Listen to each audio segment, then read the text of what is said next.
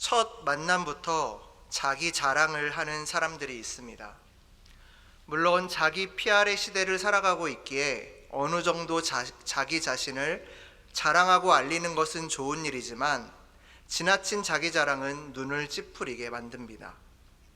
굳이 자기에 대해서 자랑하지 않더라도 함께하는 시간이 많아질수록 우리는 자연스럽게 그 사람에 대해 알아갈 수 있기 때문입니다. 한국 사람만큼 다른 이들에게 자랑하기 좋아하는 이들도 많지 않은 것 같습니다. 휴대폰을 사용하는 사람치고 SNS 계정 하나 없으신 분이 드물 텐데요. 국민 메신저가 되어버린 카카오톡부터 인스타 그리고 페북까지 지금은 많은 사람들이 SNS에 많은 시간들을 할애합니다. 본래 SNS라는 것은 소셜 네트워크 서비스라는 말 그대로 손쉬운 정보의 교환 그리고 의견 전달의 역할을 담당했던 그런 사회 관계망이었습니다. 하지만 언제부터인가 이런 SNS들이 자신들의 삶을 자랑하는 자랑 장터로 변모해 가고 있는 것 같습니다.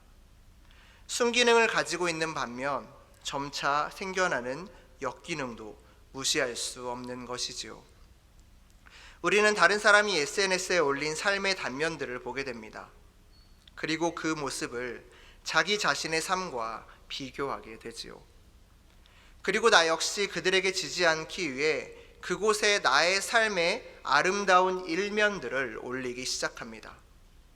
SNS에 올린 아름다운 한 장의 사진, 그 사진 일면 뒤의 현실은 비록 시궁창일지라도 그 아름다운 사진 한 장을 위해 나의 열정과 시간 그리고 노력을 다합니다. 럭셔리한 해외 리조트에서의 모습, 유명 메이커의 옷과 자동차, 그리고 그것들을 운전하는 모습들, 고급 루프탑 카페에서의 모습들을 SNS에 올리며 나의 정체성을 은연중 자랑합니다. 그 자랑의 연장선상에 있는 하나의 구체적인 예로 스타벅스 커피점을 들 수 있겠습니다. 처음에 우리나라의 커피점들이 하나 둘씩 생겨날 때 스타벅스 커피는 상대적으로 가격이 높은 체인이었습니다. 하지만 사람들은 스벅에 가서 커피를 사 마시며 인증샷을 찍어 올립니다.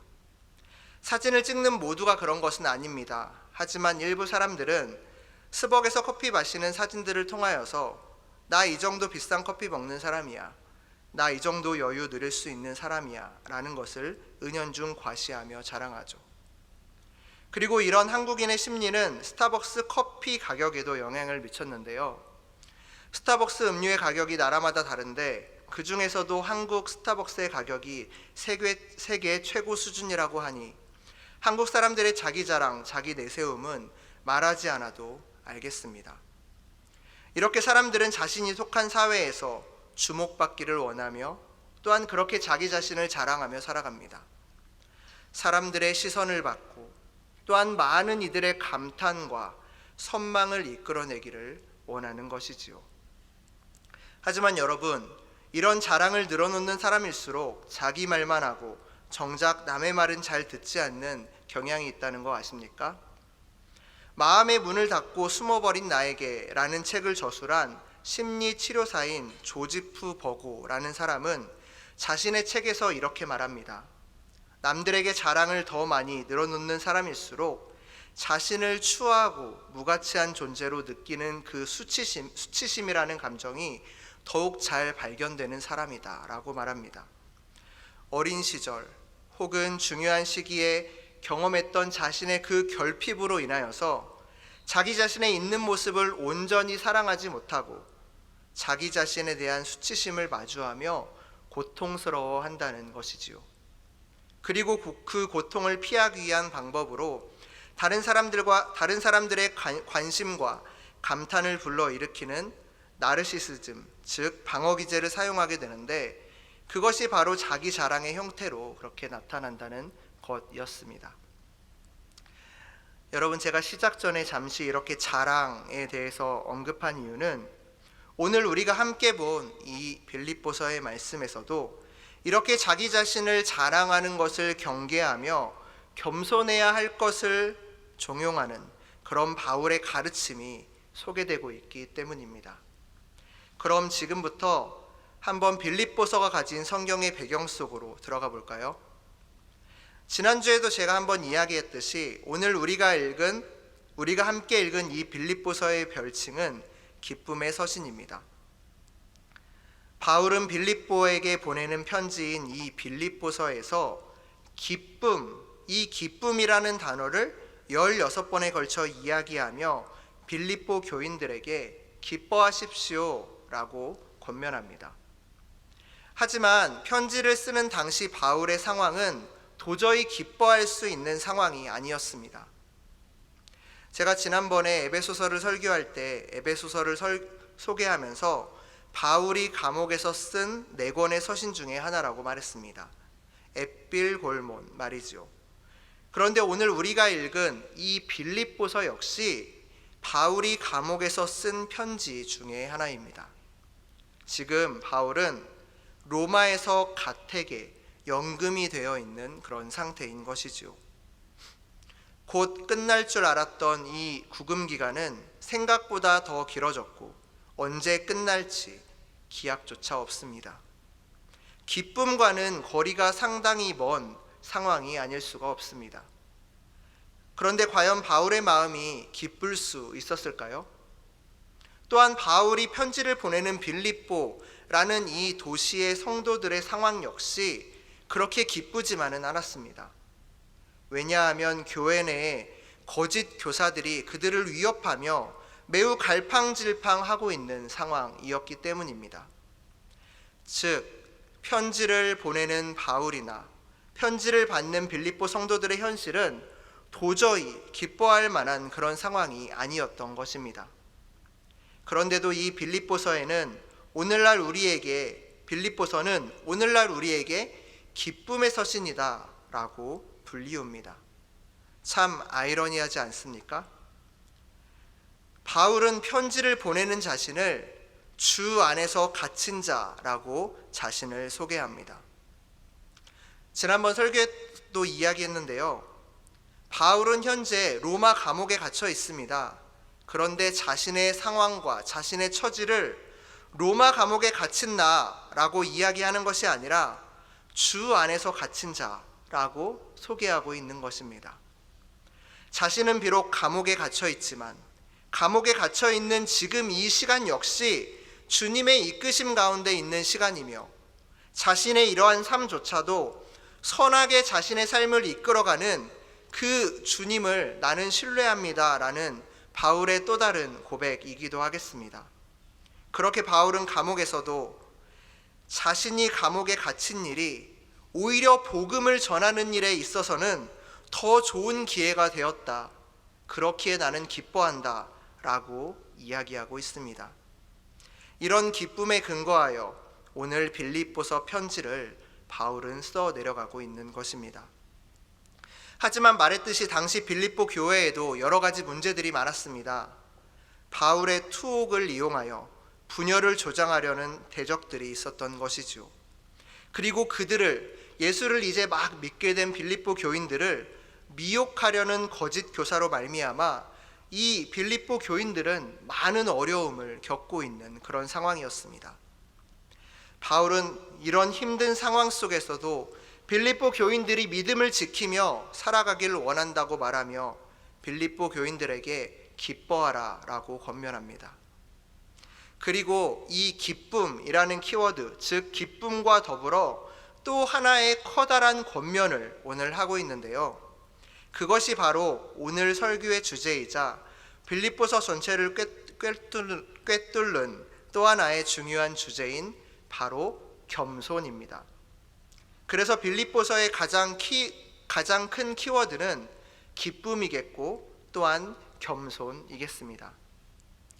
그러면 지금부터 오늘 우리가 함께 읽은 본문의 내용으로 넘어가 보겠습니다. 바울은 빌립보 교인들의 분열을 조장하는 거짓 교사들과 대적들의 움직임에 맞설 수 있는 유일한 길이 바로 빌립보 교인들이 하나 되는 것이라고 말합니다. 한번 말씀을 읽어볼 텐데요. 1절에서 4절의 말씀을 한 목소리로 읽어보도록 하겠습니다. 읽겠습니다. 그러므로 그리스도 안에 무슨 권면이나 사랑의 무슨 위로나 성령의 무슨 교제나 긍휼이나 자비가 있거든 마음을 같이하여 같은 사랑을 가지고 뜻을 합하여 한 마음을 품어 아무 일에든지 다툼이나 허영으로 하지 말고 오직 겸손한 마음으로 각각 자기보다 남을 낮게 여기고 각각 자기 일을 돌볼 뿐더러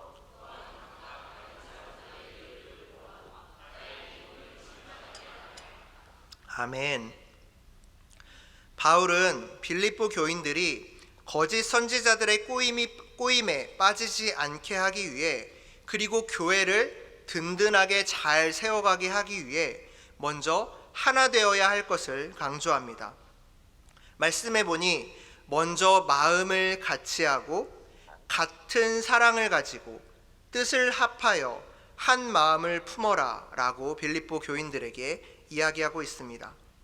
그리고 이렇게 한 마음이 되어 하나가 되려면 다툼이나 허영으로 하지 말고 오직 겸손한 마음으로 자기보다 남을 낮게 여겨야 한다라고 말합니다. 하지만 여러분, 우리가 빌립보 교회를 비롯한 우리가 살아가는 이 세상을 둘러보면 이 세상의 모습은 어떠합니까? 다른 사람을 나보다 더 나은 사람으로, 다른 사람을 나보다 더 괜찮은 사람으로 그렇게 여기며 살아갑니까? 우리가 살아가는 세상은 경쟁을 부추기는 세상입니다. 경쟁에서 이겨 남들 위에 우뚝 서라고 말합니다. 바울이 말하는 다툼과 허영이라는 것도 결국은 자신의 야망을 쫓아 다른 이들을 밟고 일어서는 일이라는 것을 생각해 볼 때 우리가 헛된 영광을 쫓아 살아간다면 결국 내 곁에 있는 사람들은 나와 함께 달려가야 하는 그런 사람들이 아닌 나와 경쟁해야 하는 사람으로 변하고 맙니다. 그렇게 되면 우리는 내 주위 사람들을 중요하게 여길 수도 또한 그 사람을 돌볼 수도 없게 되는 것이지요. 그렇게 바울은 오늘 말씀을 통하여서 경쟁심과 허영심을 내려놓고 다른 사람을 진심으로 받아들이는 연합을 이루라고 말합니다. 즉 하나 되라고 하는 것이지요. 바울은 빌립보 교회 성도들에게 마음을 같이하고 뜻을 합하여 한 마음을 품으라고 강력하게 권고하고 있는 것입니다. 그리고 주님의 몸된 교회는 이렇게 한 마음 한 뜻이 되어야 한다. 그럴 때 온전히 세워질 수 있다는 것을 빌립보 교인들에게 교훈하고 있는 것이지요. 그리고 이 모든 하나됨의 시작으로 바울은 겸손, 이 겸손에 대해 이야기하고 있습니다. 여러분, 겸손이 무엇입니까? 겸손이란 자기 자신의 부족함을 알고 자신보다 뛰어난 자들이 있음을 겸허하게 받아들이는 자세입니다. 이런 마음가짐은 자기가 알고 있는 것이 전부가 아니라는 그것을 인정하는 데부터 시작됩니다. 하지만 많은 사람들은 자신들이 알고 있는 이 생각이 틀릴 수도 있음을 잘 인정하려 하지 않습니다. 특히나 우리 사람들은 나보다 못한 사람에게는 우월감을 드러내려고 하는 그런 욕구가 누구에게나 있기 때문에 더더욱 다른 이들 앞에서 자신의 잘못을 잘 인정하려고 하지 않습니다.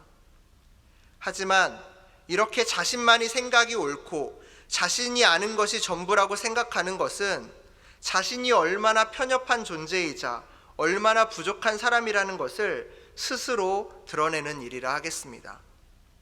그래서 사람은 많은 곳을 여행 다니며 보고 듣는 일이 중요합니다.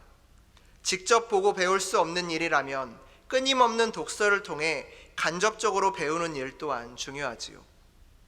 그렇게 많이 듣고 많이 보고 또한 많이 배우고 나면 하나님께서 창조하신 이 광활하고 다양한 이 피조세계 가운데 자신이 얼마나 작고 연약한 자인가를 우리는 마주하게 됩니다.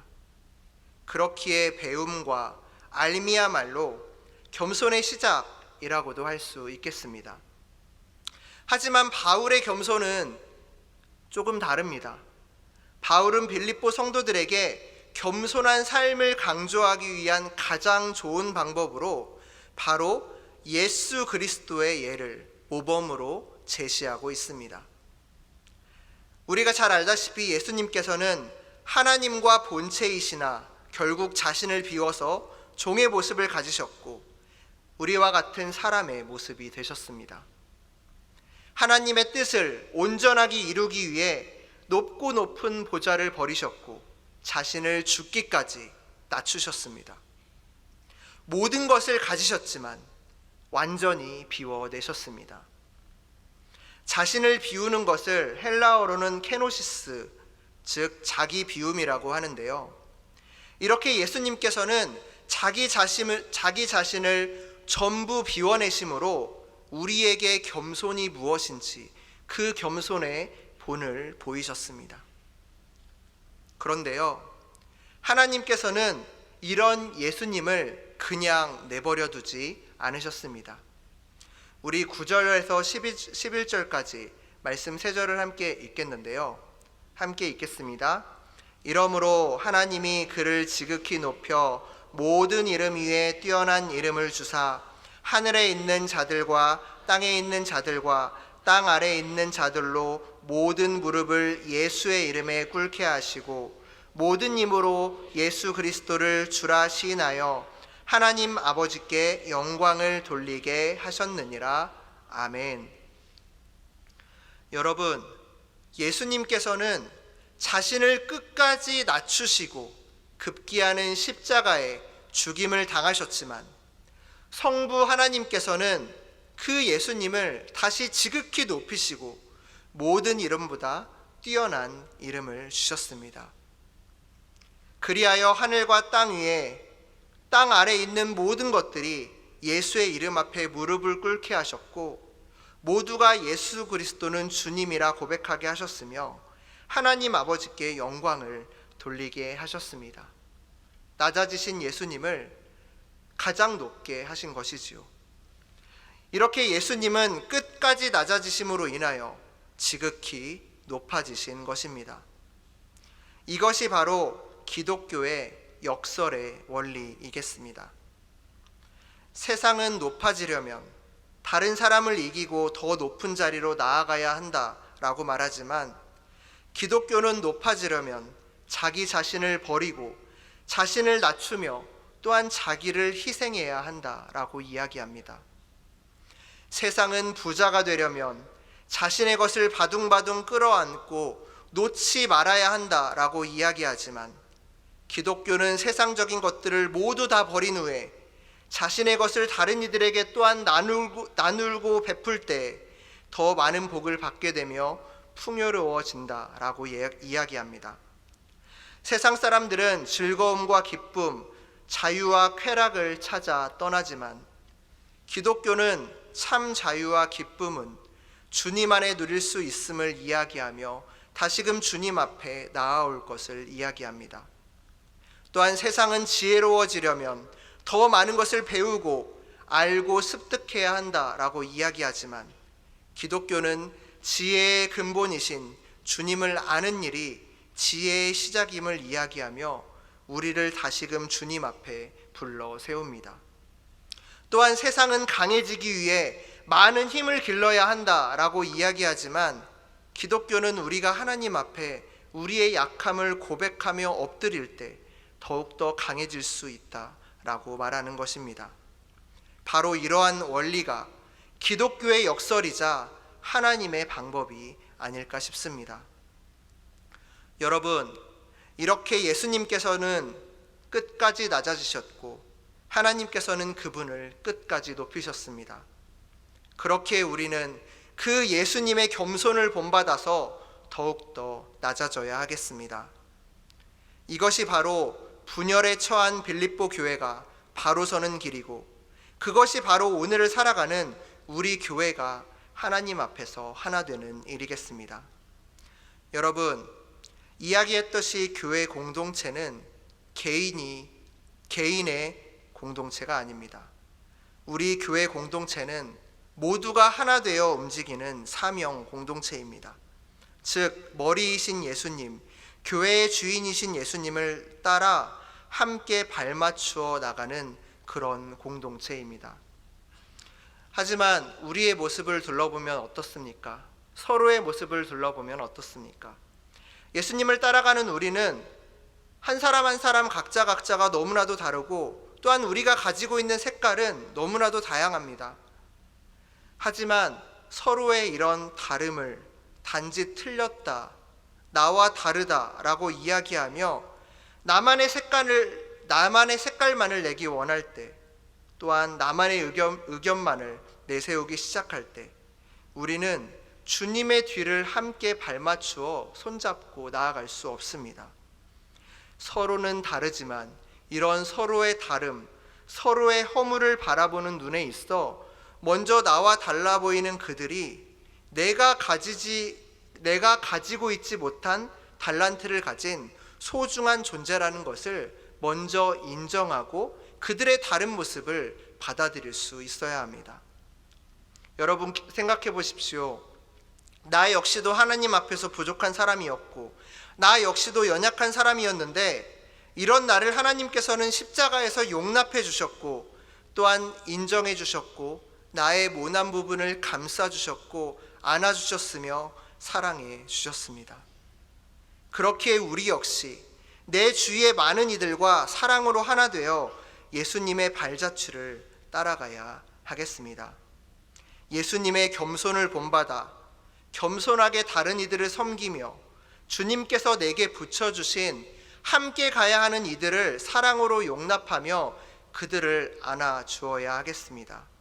그럴 때 우리 교회는 하나됨을 이루어 하나님의 영광을 이 세상에 드러내는 교회로, 하나님의 빛을 밝게 비추는 공동체로, 이 세상을 썩지 않게 소금의 제 역할을 다하는 소금 공동체로 그렇게 하나님 앞에서 바르게 세워져 갈 것입니다. 여러분 기억하십시오. 예수님의 겸손을 기억하십시오.